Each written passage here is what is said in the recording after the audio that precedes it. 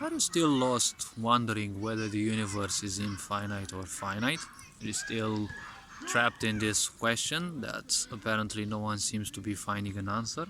Because ultimately we're all tempted to say that the universe is infinite, right? Now, what does infinity mean, right? Well, if we are to take it in a blunt way, infinity is always an excuse used by scientists and, well, specifically mathematicians in order to avoid using very big numbers because ultimately we don't need big numbers, right?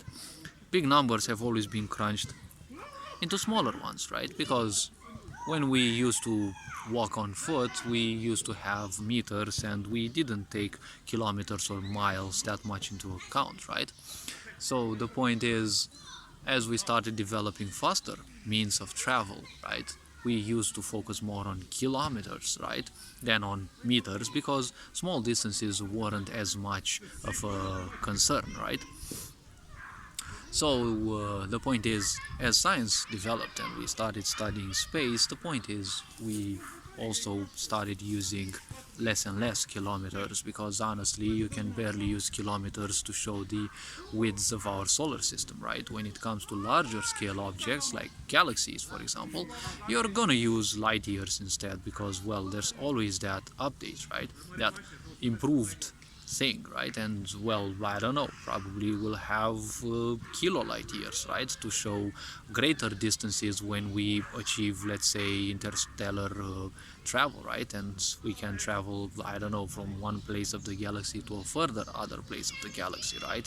So it's, I don't know, at a certain moment when we may travel, I don't know, 2000 light years in a blink of an eye or in a day or two, just like, you know, nowadays it sounds impossible, right? But if we think of nowadays, traveling 2000 kilometers back in the time, it was a really daunting task, right? You never knew if you'd actually reach back alive, right? But first of all, not reach back home alive, right?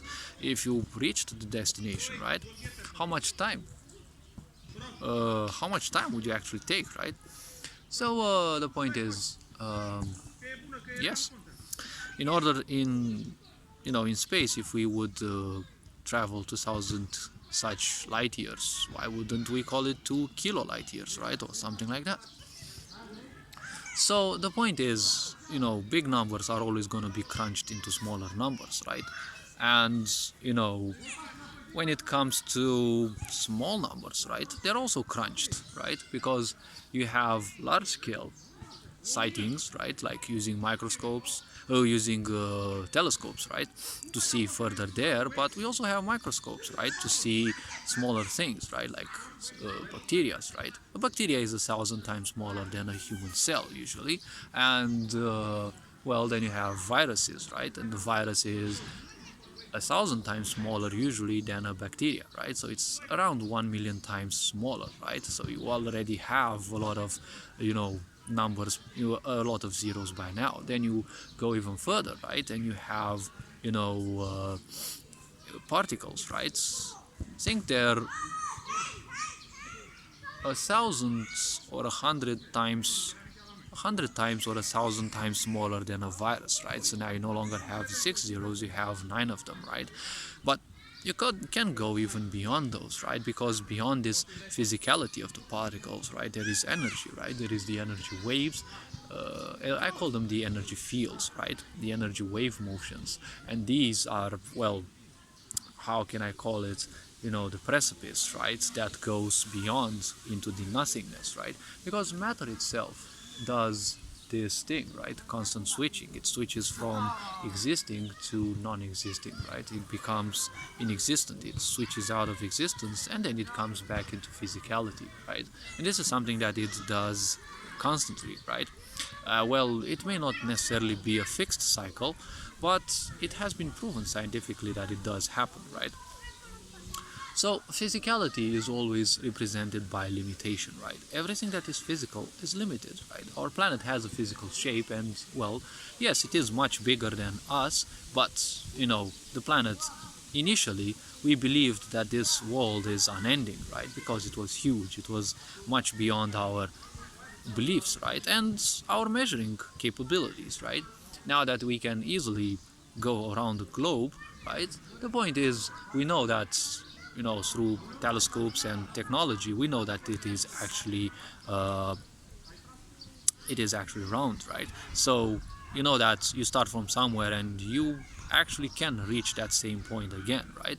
So the point is, you can actually measure it nowadays with the technology that we have. It's not that many thousand years ago Egyptian mathematicians didn't prove the earth is round, and it actually was, I don't know how many thousands of years ago, but a mathematician from ancient Egypt actually proved that the planet is round, right?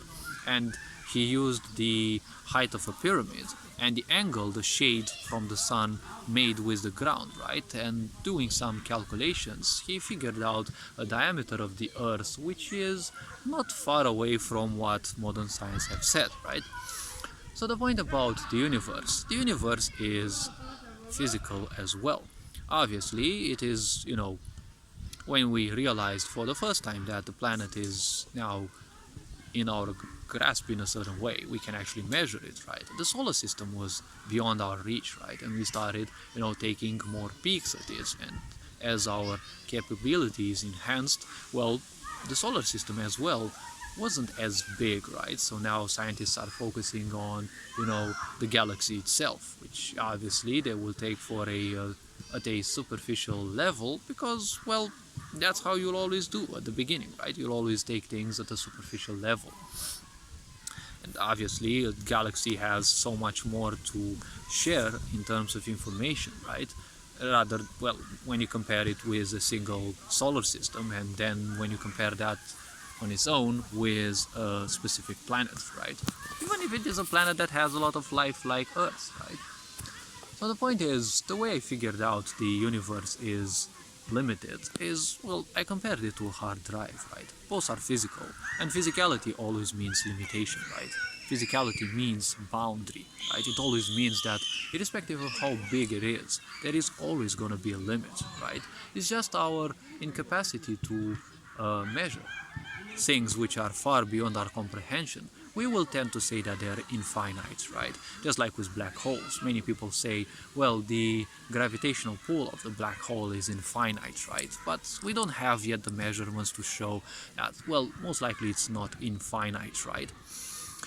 The point about the universe, you can compare it with a hard drive, right?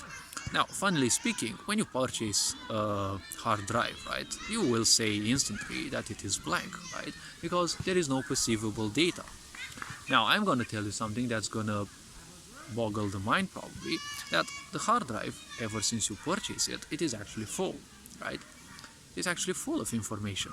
It's just that it's not classified information, right? And no, not classified in that sense, right? That, private secret information, right? Not secret documents. I'm saying about private, right? The point is, not talking about that, right? I'm speaking about unclassified, or let's say unordered, unstructured data, right? Because when you buy your hard drive, it is not blank, because if it were blank, you couldn't store anything on it, right? It already has the storage space, right? In order for information to be stored on there actually has to be a support, right? Just like the universe was at the beginning. It already had, the foundation, right? Most likely it was the same size, probably it was smaller, probably it's bigger, it may expand or not, we never know, right? After all, things in this universe are functioning in ways beyond the mind, and for a very long time they will. Because solar systems may get closer or distant one another, and we may believe that the universe is stretching, right? But at the scale of the universe, our life is simply relevant, right? So one scientist may never figure out if the universe is actually expanding, right? It's just a set of suppositions until something better and more logical to the mind will kick in and, well, will get embraced as the new truth, right? It doesn't have to be a universal truth, right? And even in the universe, right? Just like the solar systems are moving based on certain patterns and forces that are influencing them at the galactic level, galaxies are also moving at a, I don't know, universal level, right? There are forces in the universe that will have galaxies move, right? So we might have a very slight feeling that, galaxies are moving apart or they are moving closer one to the other, right? There's been so many cases in the history of the universe where galaxies collided, right? And well, that's one of the situations, right? Galaxies will collide, right? Black holes will also collide, and new life will spring, right? Well, a lot of things will get eaten, right? But the point is, newer matter will be created because ultimately black holes are nothingness, and all life comes from nothingness and will ultimately return there. We all came from black holes, right? And well, that's basically matter of collapsing stars, right? Those collapsing stars died, and well, they're technically reborn, right? The matter within black holes is just being purified of its karma, right? The boundary, the physicality. So the hard drive that you have bought, right, just like the universe, is actually filled with data. Now, what that data is within the hard drive, it's nothing else than, a uniform sea of zeros, right? It's all just zeros. When you start putting data on it, those zeros start getting combined with ones, right? So you get them combined in such a way that you create rigid structures, right? You create ideas, right?